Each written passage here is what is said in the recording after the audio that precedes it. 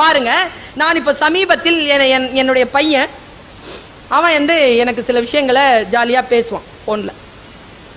சின்ன பையன் 18 வயசு. அவன் மைண்ட் படிக்கே ஒரு விஷயம் என்கிட்ட சொன்னாங்க. எனக்கு இந்த வயதில் சில விஷயங்கள் கற்றுக்கொண்டேன். குழந்தைகள் தான் பேசுகிறார்கள், ஆனால் அந்த குழந்தைகள் பேசுகின்ற பொழுது பெரிய பெரிய விஷயங்களை நமக்கு விட்டு செல்கிறார்கள். பெரிய பெரிய விஷயங்கள். அவன் சொன்னான் பாருங்க, ரொம்ப பிரச்சனையா இருக்குடா அப்படின்னு. மீ ஒருத்தன் இப்படிதான் பிரச்சனைன்னு நுழைஞ்சானா. டா எனக்கே கதை சொல்றியடா. மீ 2 மினிட்ஸா 2 மினிட்ஸ்ல முடிச்சிடறேன் 2 மினிட்ஸ்ல முடிச்சிடறேன். சரி சொல்லு, நீ பேசுற உலகமே கேக்குதுல்ல, நான் பேசுற ஒரு 2 நிமிஷம் கேள அப்படின்னா. சரி சொல்லு. ஒருத்தன் டென்ஷனா உள்ள நுழைஞ்சான். வைஃப் கிட்ட சொன்னான், ஏய் பசிக்குதுடா, ஏதாவது சாப்பாடு கொடு. அவனுக்கு அந்த வெளிநாட்டுக்காரங்க, அவனுக்கு வந்து உருளைக்கிழங்கு பிடிக்கும், முட்டை பிடிக்கும், ஒரு காஃபி வைக்கணும். நேரா இவன் என்ன பண்ணானா, எனக்கு ஏதாவது சமையல் செஞ்சு கொடு அப்படின்னு. உடனே அவர் கட கட கட கட அது 3 அடுப்பு இருக்கும்ல, 3 அடுப்பு, அதுல 3 பாத்திரத்துல வச்சாலாம்.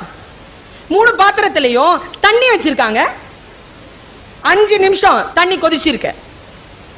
கொதிச்ச உடனே உருளைக்கிழங்கு வச்சிருந்தா எடுத்து அந்த தண்ணிக்குள்ள போட்டான். முட்டை வச்சிருந்தா அதை எடுத்து அந்த தண்ணிக்குள்ள போட்டான். காஃபி விதை இருக்குல்ல, அது வச்சிருந்தா அந்த தண்ணிக்குள்ள போட்டான். 10 நிமிஷம் காத்திருந்தா 3 ரெடி ஆயிடுச்சு. எடுத்தா இதை வெட்டி பெப்பர் சால்ட் போட்டு தட்டுல வச்சுட்டா. அதை எடுத்து முட்டை எடுத்து அவிச்சு உரிச்சு வச்சுட்டா. அடுத்தது வந்து காஃபி போட்டு வச்சு அவன் சாப்பிட்டான். சாப்பிட்டு அந்த மனைவி சொன்ன எவ்வளவு அதான் மனைவி பேச்ச கேளுங்க. குழந்தைகளுக்கு மனைவியின் தொடர்பாக எந்த நகைச்சுவையையும் சொல்லுவதற்கு அனுமதிக்காதீர்கள். யார் ஒருவர் வீட்டில் மனைவியை மதிக்கிறார்களோ அவர்கள்தான் ஏறுபோல் பீடு நடை போடக்கூடிய வாய்ப்பை சமூகத்தில் பெறுகிறார்கள். இது நான் சொல்லல, வள்ளுவன் சொன்னான். புகழ் புரிந்த இலோர்க்கு இல்லை, இகழ்வார் முன் ஏறுபோல் பீடு நடை. பாரதி சொன்னா, மானம் சேர்ப்பது மனைவியின் வார்த்தைகள். எழுத்து தெய்வம் எழுதுகோல் தெய்வம் மனையாளும் தெய்வம். பாரதி. இதெல்லாம் வந்து 60 வயசுக்கு மேலாம் டயலாக் சொல்லக்கூடாது. அவ இல்லைனா நான் இல்லை. உன்னை கரம் பிடித்தேன், வாழ்க்கை ஒளிமயமானதடி, என் தேவையை யார் அறிவார், உன் போல் தெய்வம் ஒன்றே அறியும். எல்லாம் above 60 35க்குள்ளேயே சொல்ல ஆரம்பிச்சிருங்க. வாழ்க்கையில ஜாலியா இருப்பீங்க. சின்ன பிள்ளைகளுக்கு என்ன ஆகுதுன்னா, நான் இந்த காஃபி பீன் கதையை நிறுத்திட்டு சொல்றேன். என்ன ஆகுதுன்னா, பொம்பளை பிள்ளைங்களுக்கு எது பிடிக்காது தெரியுமா? ஆண்களுக்கு தெரியாதுல்ல. பெண்களுக்கு எது பிடிக்காதுன்னு ஆண்களுக்கு தெரியாது.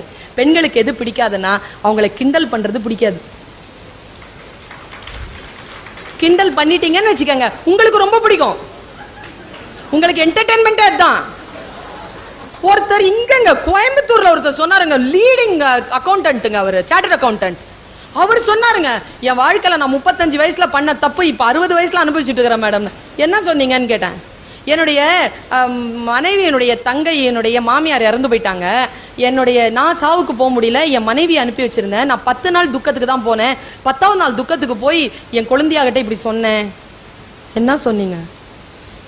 இப்ப பாருங்க, உங்க மாமியார் சாவுக்கு நான் வரலங்கிறதுனால என் மாமியார் சாவுக்கு வராம இருந்துடாதீங்கன்னு. அந்த அம்மா 30 வருஷமா அதை மனசுல வச்சுக்கிட்டு 60 வயசு ஆன உடனே கோர்த்து வெளியில எடுத்து விடுது. இவரால் தாங்க முடியல. நல்லா தெரிஞ்சுக்கோங்க, நீங்க சொன்னீங்கன்னா சிரிக்கிற மாதிரி தான் இருப்பாங்க, வேற வழி கிடையாது எங்களுக்கு. நாங்க சிரிச்சோம், ஆனா உள்ள ஒரு முத்து மாலை வச்சிருக்கோம், அதுல ஒவ்வொரு முத்தா கோத்து வச்சுப்போம். 60 வருஷத்துக்கு அப்புறமா நீங்க தள்ளாட ஆரம்பிப்பீங்கல்ல, அப்ப அந்த முத்து மாலையை எடுத்து ஒவ்வொரு முத்தா கோர்த்து எடுத்து காட்டுவோம். அதனால ஜாக்கிரதையா வயசானவங்க சின்ன பிள்ளைங்களுக்கு சொல்லி தந்துருங்க, மனைவிய நீங்க தயவு செஞ்சு கிண்டல் பண்ணாதீங்க. அதே மாதிரி பெண்களை அச்சுறுத்தாதீர்கள். பெண்களை அச்சுறுத்தினால் என்ன நடக்கும்? அப்பொழுது நீங்கள் செய்வதை சொல்வதை அவர்கள் கேட்டுக்கொள்வார்கள். ஆனால் அதற்கு பிறகு நீங்கள் விரும்பாததையெல்லாம் செய்வார்கள். சரியா? இப்போ ஒரு வாட்ஸ்அப்ல ஒரு மெசேஜ் படிச்சேன். யானை இல்ல, யானைக்கு வெறி வந்துச்சுன்னா ஃபர்ஸ்ட் டார்கெட்டே பாகன்தான். ஃபர்ஸ்ட் டார்கெட்டே அவன் தான். அவனை பார்த்துருச்சுன்னு வச்சுக்கோங்க, வெறியில துவம்சம் பண்ணிடும். மனைவிக்கும் அதே நிலை. பார்த்துக்கிடுங்க. இந்த விஷயத்துல நான் இப்படி போறேன். அவன் அந்த மனைவி சொன்னா, டென்ஷன் ஆனதானே வந்த பிரச்சனை தானே உனக்கு? ஆமா, பிரச்சனை ரொம்ப ஹை. இந்த ஆண்கள் ஒரு வேலை செய்யறாங்க. என்ன செல்வின் சார், யோசிக்கிறீங்களா? நாம எங்கெங்கெல்லாம் மணிக்கோக்க விட்டுருக்கோம்னு யோசிக்கிறாரு. இந்த ஆண்கள் என்ன பண்றாங்கன்னா, ஆண்கள் இடத்துல ஒரே ஒரு வேண்டுகோள், இந்த மாமன்றத்தில் நான் வைக்கிறேன் ஒரே வேண்டுகோள், தயவு செய்து பெண்களிடத்தில் பேசுங்கள். வீட்டில் பேசுறதே இல்லை. மேடம் நான் பேசினா உனக்கு புரியுமா மேடம்? அதெல்லாம் புரியுமோ புரியலையோ, பேசியா நாளை காலையில் 8 மணிக்கு கான்ஃபரன்ஸ் போகணும். சரிங்க, 3 நாள் போகிறல்ல, என்ன ஆச்சுங்க, எப்படிங்க இருந்துச்சு கான்ஃபரன்ஸ்? எல்லாம் நல்லா தான் இருந்துச்சு. அவ்வளோதானா? இங்கே வந்திருக்கிறீங்கல்ல, வீட்டில் என்ன நடந்ததுன்னு கேட்டால் 6 மணிலேருந்து சொல்லணும். 2.5 மணி நேரம் என்ன நடந்ததுன்றத படம் போல சொல்லணும். எங்க கிட்ட கேட்டு பாருங்களேன். எங்களை ஊருக்கு அனுப்புங்க. நாங்க ஆட்டோ பிடிச்சதுலேருந்து, பஸ் ஏறினதுலேருந்து இறங்கி அங்க என்னென்ன நடந்ததுன்னு எல்லாம் சொல்றோமா இல்லையா? 1 2 விஷயங்கள். ஆண்கள் பெண்களிடத்தில் பேச வேண்டும், பெண்கள் பேசுவதை கேட்க வேண்டும். இந்த 2 தான் நீங்கள் செய்து கொள்ள வேண்டியது. அந்த மனிதன் என்ன செய்தான்? அந்த மனிதன் மிகப்பெரிய கலவரத்தில் இருந்தால் அந்த மனைவி சொன்ன இந்த கான்செப்ட் இருக்குல்ல, சாப்பாடு வச்சால அந்த கான்செப்ட் என்ன சொன்னா பாருங்க. உங்க வாழ்க்கை கொதிநிலையில இருக்குல்ல, அதே கொதிநிலையில் தான் இந்த தண்ணீர் இருந்தது. இங்க ஒரு கப்பு, இந்த ஒரு கப்பு, இந்த ஒரு கப்பு, 3 கப்புலையும் தண்ணி கொதிநிலையில் இருந்தது.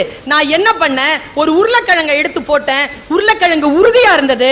அந்த கொதிநிலை அதை மிருதுவாக்கி விட்டது. ஏற்கனவே விட்டா உடைஞ்சிரோங்கிற முட்டை உள்ள போட்ட உடனே இறுகி போயிடுச்சு. ஆனா இந்த காஃபி விதை என்ன பண்ணுச்சு, உள்ள அந்த கொதிநிலையில் போட்டவுடன் தன் உடலில் இருக்கக்கூடிய ஒரு வாசனை தன்மையை, ஒரு சுவையை அந்த தண்ணீரில் கலக்க விட்டது. இப்பொழுது அந்த தண்ணீர் இருக்குல்ல, அதான் பிரச்சனை. அந்த பிரச்சனையால் நீங்கள் உருளைக்கிழங்கு போல் மிருதுவாக போகிறீர்களா, அல்லது முட்டையை போல் இறுகி போக போகிறீர்களா, அல்லது அந்த பிரச்சனையினுடைய தன்மையை உங்களுடைய இயல்புகளால் மாற்ற போகிறீர்களா? இதுதான் உங்கள் வாழ்க்கையில் நீங்கள் எதிர்கொள்ள வேண்டிய 3 நிலை என்று அவள் சொன்னார். இதுக்கு காஃபி பீன் பிலாசபின்னு பேரு. நீங்க யூடியூப்ல போட்டு பாருங்க, காஃபி பீன் பிலாசபின்னு வரும். இன்னொரு பிலாசபி படிச்சேன் நான், ஆச்சரியமா போச்சு. அதை படிச்சு அதை அப்படியே கடத்திடுறேன். எனக்கு இன்னும் ஒரு 3 நிமிடங்கள் உண்டு. 3 நிமிடங்களில் நான் என்னுடைய விஷயங்களை உங்களிடத்தில் கடத்தி விட்டு போகிறேன். இவ்வளவு ரிலாக்ஸ் எல்லாம் நான் பேசினதே இல்லைங்க, பயங்கர ரிலாக்ஸா பேசிட்டு இருக்கிறேன். இங்க பாருங்க, நம்முடைய வாழ்க்கையில் நாம் சந்திக்கக்கூடிய சிக்கல்கள் நமக்கு முன்னால் வந்து விழும். அதை நாம் எப்படி எதிர்கொள்கிறோம் என்பதில் தான் நம்முடைய வாழ்க்கையின் வெற்றி தோல்வியும் இருக்கிறதே தவிர பிரச்சனைகள் நம் வெற்றி தோல்வியை தீர்மானிப்பதில்லை. என்னுடைய ஆசானாக நான் கருதக்கூடிய சுகி சிவம் அவர்கள் ஒரு கருத்தை என்கிட்ட சொன்னார். நீங்க எல்லாரும் கேள்விப்பட்டிருப்பீங்க, அவருடைய பேச்சையும் நீங்கள் கேட்டு இருப்பீர்கள். அவர் பேசுற பேச்சுல ஒரு ஒரு ஒரு ஒரு பேச்சுல நான் அவருடைய பேச்சை நான் கேட்கிறேன். அவர் சொல்றார், பருந்து பத்தி ஒரு மேட்டர் சொல்லிட்டு இருந்தார். நான் அப்புறமா அது போய் கூகுள்ல போய் அதை விசாரிச்சேன். அது கூகுள்ல போய் விசாரிச்சேன்னா அது உண்மைன்னு தெரிஞ்சுதுங்க. ஒரு பறவை இருக்குல்ல, பருந்து, அதுக்கு 180 வருஷமாங்க ஆயுள். ஆனா அது சாதாரணமா 80 வருஷம் வாழ்ந்துருமா, 81வது வயசுல செத்துருமாங்க.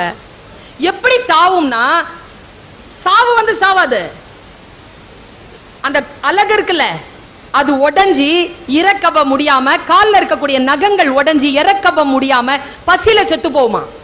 சில பருந்து என்ன பண்ணுமா, இந்த சூழ்நிலைக்கு தான் வந்த உடனே மேலே ஏறி ஒரு குகையில போய் உட்காந்துக்குமா. உட்கார்ந்துட்டு தான் பலவீனமாக இருக்கக்கூடிய அந்த நகங்கள் இருக்குல்ல அதை பிச்சு போட்டுருமாங்க, பலவீனத்தை பிச்சு போட்டுருமா. போட்டுட்டு தன்னுடைய இறகுகள் இருக்குல்ல, அதை சிதலம் அடைஞ்ச இறகுகள் எல்லாம் பிச்சு போட்டுருமா. போட்டுட்டு அந்த அலகு இருக்குல்ல அதை அடிச்சு ஒடிச்சிருமா. ஒடிச்சிட்டு உட்கார்ந்துருக்குமாங்க. சில காலம் பல காலம் ஆகுமா. ஆக ஆக இயற்கை அந்த காத்திருப்புக்கு புதிய இறகுகளையும் புதிய நகங்களையும் புதிய அலகுகளையும் அதற்கு தருமாம். புதிய அலகுகளை பெற்ற, புதிய சிறகுகளை பெற்ற, புதிய நகங்களை பெற்ற பருந்து மீண்டும் 80 ஆண்டுகள் வாழும் என்று அவர் சொன்னார். பலவீனங்களை ஜெயிக்கிறதுனா என்னங்க? என்ன பலவீனங்களை ஜெயிக்கிறதுனா, இதோ குழந்தைகளை வைத்திருக்கிறீர்கள். நானும் நீங்களும் வாழ்ந்த வாழ்க்கையை இந்த குழந்தைகளுக்கு நீங்கள் தருகிறீர்கள். என்ன வசதி, என்ன வசதி செஞ்சு கொடுத்துட்டு இருக்கிறீங்க. நம்ம அம்மா கிட்ட எனக்கு என் அம்மா கிட்ட டிவி பார்க்க போறதுக்குன்னு சொல்லிட்டே நான் 3 நாள் வேலை செய்வேங்க வீட்டுல. ஞாயிற்றுக்கிழமை அன்னைக்கு ஒரு என்னங்க நமக்கு என்டர்டெயின்மெண்ட் நம்ம காலத்துல. வியாழக்கிழமை ஆச்சுன்னா என்னது, தாய் நிலம் தந்த வரம் தாவரம் வயலும் வாழும். புதன்கிழமை அன்னைக்கு ஒரு சித்தஹாரு, அப்புறமா ஒளியும் ஒளியும், அப்புறம் ஒரு பாடாவதியான ஒரு ஹிந்தி படம், அப்புறமா ஒரு தமிழ் படம்.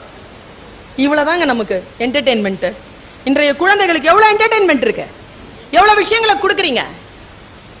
ஒரு மிக நுட்பமான ஒரு விஷயத்தை அப்படி கடத்திட்டு போயிடுறேன். வாழ்க்கையில நம்ம எல்லாரும் சந்தோஷமா இருக்கணும் தானே, அமைதியாகவும் ஆழமாகவும் மகிழ்ச்சியாகவும் இருக்கணும் தானே. எனக்குலாம் யோசிச்சு பாக்குறேங்க, சின்ன வயசுல 7ஆம் கிளாஸ்ல பிரஷ் கொடுத்தாங்க எனக்கு பல் தீட்டுறதுக்கு எங்க அம்மா. அது வரைக்கும் கறி தான், கறி இந்த மரத்தூள் உப்பு எல்லாம் கலந்து பொடி பண்ணி வச்சிருப்பாங்க. அதுதான் கையில தான் தேய்ப்போம். பல்லெல்லாம் நல்லா தான் இருந்துச்சு. இப்ப பாத்ரூம்குள்ள வந்து கேட்கிறா ஒரு பொம்பளை, உங்கள் பேஸ்டில் உப்பு இருக்கிறதா? என் பாத்ரூம்குள்ள முதல்ல நீ எப்படி வந்த, முதல்ல அதை சொல்லு. உன்னை யார் பர்மிஷன் கொடுத்தது உள்ள வரது? சால்கோல் இருக்கிறதா? அதை தானே சாப்பிட்டுட்டு இருந்தோம், அதை தானே பண்ணிட்டு இருந்தோம். இன்னைக்கு வந்து நீ கெமிக்கல்லாம் கொடுத்துட்டு அதுக்குள்ள உப்பை சேர்க்கிறியா நீ? நம்முடைய வாழ்வியல் நம்ம விட்டு போயிட்டு இருக்குங்க. இந்த பிரஷ்ஷை நான் யோசிச்சு பாக்குறேன், 7ஆம் கிளாஸ்ல தலகணை கிட்ட வச்சு தூங்கி இருக்கேங்க நான். எப்படா விடியோ பிரஷ் பண்ணி தீத்துறது, இன்னைக்கு பாத்துறது. பிரஷ்னா எப்படி இருக்கும் எனக்கு தெரியலைங்க, நைட்ல கூட தேய்க்கலான்னு. காலை வரையும் காத்திருந்த அந்த வெகுளித்தன்மை இருக்கு இல்லையா, அது இருக்கா இந்த பிள்ளைங்கிட்ட இன்னைக்கு. சோ வாட், சோ வாட் இப்படி கேக்குதுங்க. எல்லா குழந்தைகளும் கேட்கிறார்கள். நீங்க எதையாவது சொல்லி அதுங்களை சந்தோஷப்படுத்துறீங்க பாப்போம். ஹோட்டலுக்கு கூட்டிட்டு போய் வீட்டுக்குள்ள நுழையும் போது அப்புறம் அப்படிங்குது, முடிஞ்சு போச்சுங்கிறத அதை ஒத்துக்கல. படம் முடிஞ்சு வெளியில வண்டி எடுக்க முடியுதா? அப்புறம் அவ்வளவுதானா? அதுங்களால முடிஞ்சுக்கவே முடியலைங்க ஒரு விஷயத்த. நெக்ஸ்ட் நெக்ஸ்ட் நெக்ஸ்ட் நெக்ஸ்ட்னு ஓடுதுங்க. எல்லாம் கொடுத்துடணும் பிள்ளைகளுக்கு. ஏன் கொடுக்குறீங்க? நம்ம கிடைச்சதா எல்லாம்? என்ன வில்லத்தனமா வளர்க்கப்பட்டோம் நாமெல்லாம். ஏதாவது கொடுத்தாங்களா? நான்லாம் வந்து பாவாடைங்க. அந்த கார்பரேஷன் ஸ்கூல்ல படிச்சேங்க நானு. நான் கடகடன்னு வளர்ந்துட்டேன். எங்க அக்கா வளரல, எங்க அக்கா குள்ளம், நான் வளர்ந்துட்டேன்.